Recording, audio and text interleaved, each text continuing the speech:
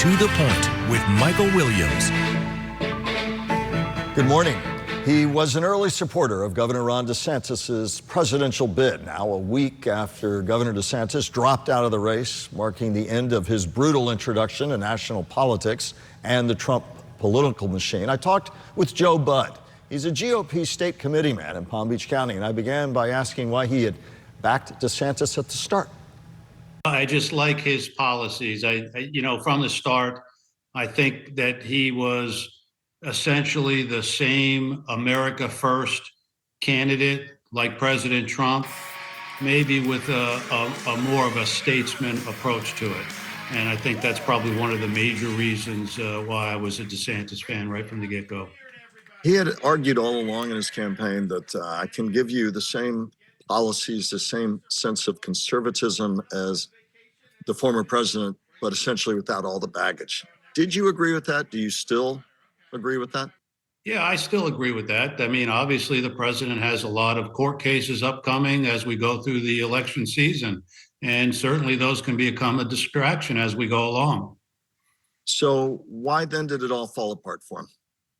For Governor DeSantis, well, when you finish a distant second in Iowa, and I think expectations were much higher than that. And then you go into a state which I don't think lined up well for him, the state of New Hampshire, more of a moderate type voting state. They haven't even voted for a Republican presidential candidate since 2000, I believe it was, for Bush. It wasn't a good state for DeSantis. And to go in there and then finish a distant third might have been a little embarrassing to that point. But why fundamentally, even more deeply than that, do you think he could not get traction and make headway against the former president? There's been all sorts of theories. Many argue that people said, we don't want Trump light. We've got the real thing. And they said he tried to run farther right. Some said culture wars did not play on a national level. Others have argued that the governor simply doesn't have a very great persona on the campaign trail. You've heard all the critiques. What's yours? I think the major reason is many of the Trump supporters feel Trump was cheated. I'm not talking about the 2020 election, but I'm talking about his 2016 presidency, where they were always going after him for Russian hoax, this thing, the other thing. And I think that a lot of people that support Trump felt like he was cheated, felt like not only was he cheated during his presidency, felt like he didn't actually lose the 2020 election, and felt like even post January 6th, he was being attacked at one thing after another thing. And I think they just feel like, hey, we're going to back President Trump because you guys cheated him to begin with, and we're going to overcome this. And I think maybe that's the mentality, that he didn't lose the support of the majority of the people who wanted him to be president to begin with. What about the critiques about the governor that tactically, strategically tried to run a culture war campaign that didn't work, that simply wasn't room for a Trump-like candidate? Do you agree with some of that? Well, I just think that, again, Trump's popularity was a roadblock to him. They were competing for the same voter. And as I said, the voter that was with Trump is mad at the system. And they're not going to abandon Trump because they're mad at the system. And let me note that you've been on record with me before, and the governor was on record earlier this year saying Trump lost the 2020 election. And you've said that on the record as well, correct? Yeah. And so is Governor DeSantis and Republicans, including his former Republican Attorney General that the then President Trump handpicked, said he lost the 2020 election. So moving on, as we look at what seems to be almost certainly barring a miracle by Nikki Haley to be a Trump-Biden rematch. You've heard the critiques of both, that a lot of the people, a lot of voters around the country kind of blah about both candidates. Kind of assess all of this moving forward. I hear the term geezers for Caesar 2024. And Nikki Haley said in her post-New Hampshire election day speech, the first, party that gets rid of their 80-year-old candidate wins. But I don't think that's going to happen on either party. Now, both those candidates may not actually make it to the ballot in November for different reasons.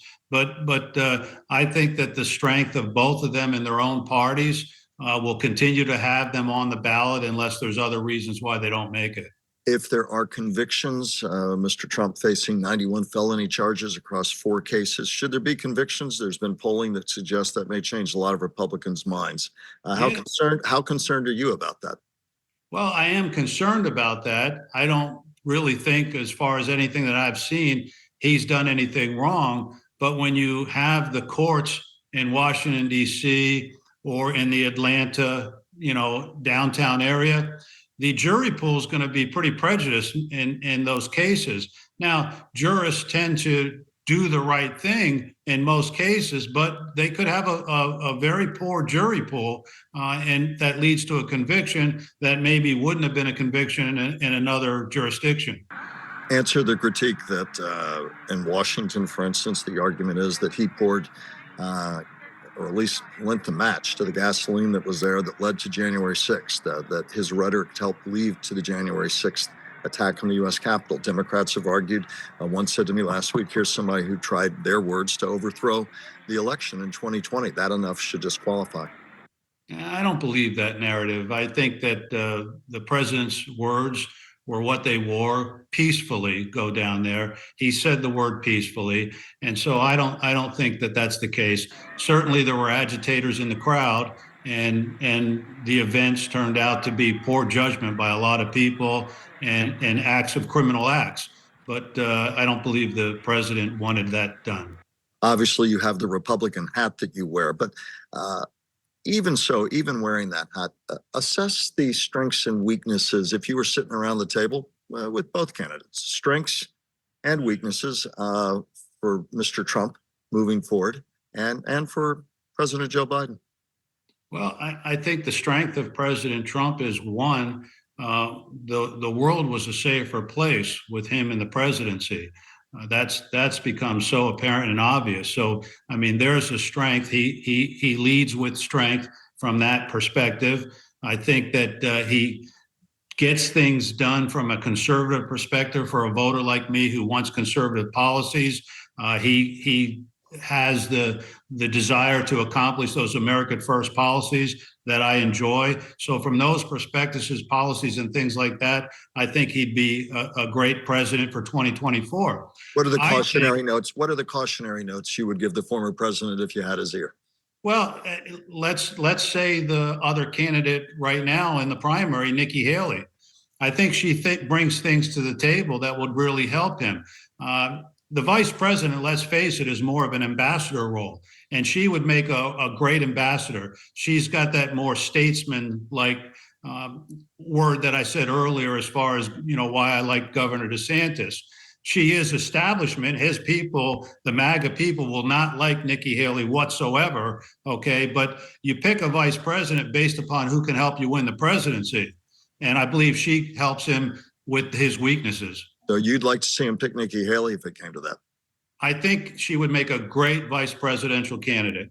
And speaking of trying to balance tickets and looking at the electorate, there were some cautionary notes out of New Hampshire that struggling with independence, at least as the pundits read it. Do you worry about independence being a weakness for him going into 2024 if it shapes up as Trump-Biden? Yeah, we've seen two sides of that coin, though, struggling with independence, but then on the other side, record turnout and record votes for President Trump in New Hampshire. Contrast to very low turnout in Iowa. So you have to understand maybe what was the different dynamic there. Weather could have been one of them, but maybe it's because Iowa has more of an evangelical voter and they just weren't so inclined to come out. That could be a problem. You're not in the business of giving the Democrats advice, but if you were sitting at the table, and we're being candid, what do you think the biggest strengths are that the Democrats will push or that the President Biden will push? And the biggest things he'll face is his challenges. Well, they only have one issue where I think polling favors them nationwide, where I believe maybe 60% of America, unfortunately, in my opinion, wants abortion on demand, or at least abortion through the first 2 trimesters. And I think that is the one single issue. In fact, I think I saw President Biden at a rally a couple days ago, and all the signs said, to overturn Roe, to defend choice. That is probably their single biggest issue. that I think the country gives them a benefit on. Let's end where we began. Ron DeSantis, back in the State House. Already people are talking about 2028. Again, very candidly and bluntly, what's he need to improve on and change if he wants to make a run again and be more successful? Well, he's got to have that mentality of be more of a people person. I mean, I've been around him. I've been around Vice President Mike Pence, and I've been around President Donald Trump quite a bit. And of the three of them, President Trump is like the maitre d' at a restaurant. He's always talking to everybody. He's a very personable person. He relates to them. Vice President Pence, to me, quite honestly, was stiff when you were around him. And I think Ron DeSantis is a little stiff when he's around people as well. So he's got to work on that. And I think that's probably what would help him going forward. But, you know, as far as policy, if he solves this insurance crisis here in the state of Florida, that's going to be a big feather in his cap as well. Up next, the governor in the Everglades, back to the environmental focus that propelled much of his first-year agenda in Tallahassee.